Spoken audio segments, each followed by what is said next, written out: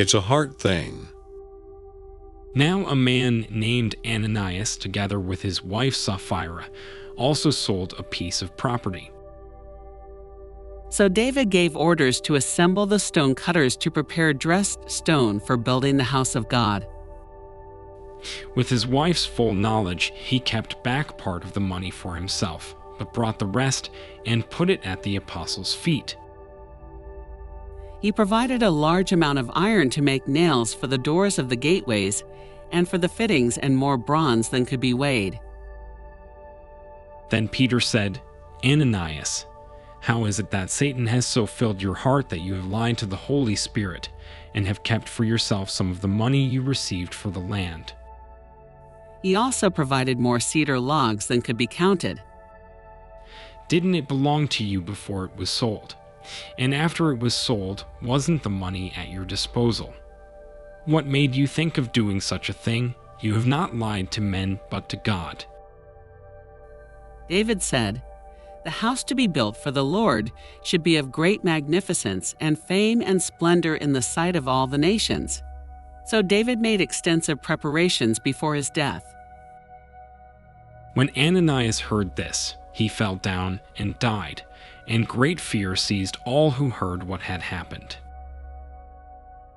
Then he called for his son Solomon and charged him to build a house for the Lord, the God of Israel.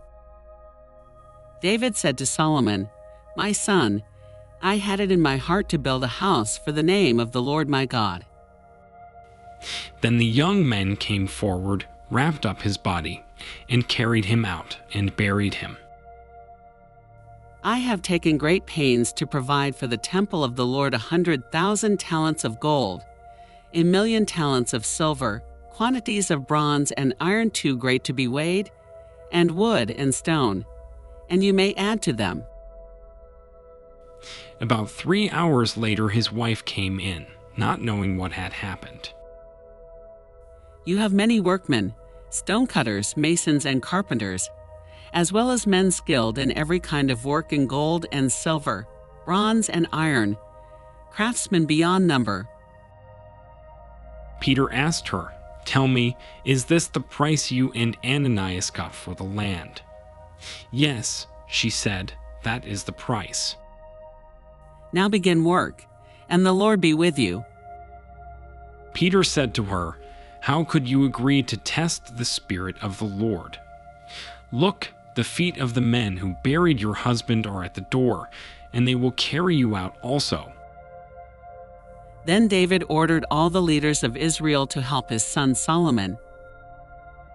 At that moment she fell down at his feet and died.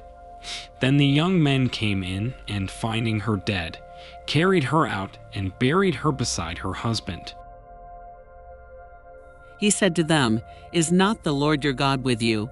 And has he not granted you rest on every side?" Great fear seized the whole church and all who heard about these events. Now devote your heart and soul to seeking the Lord your God.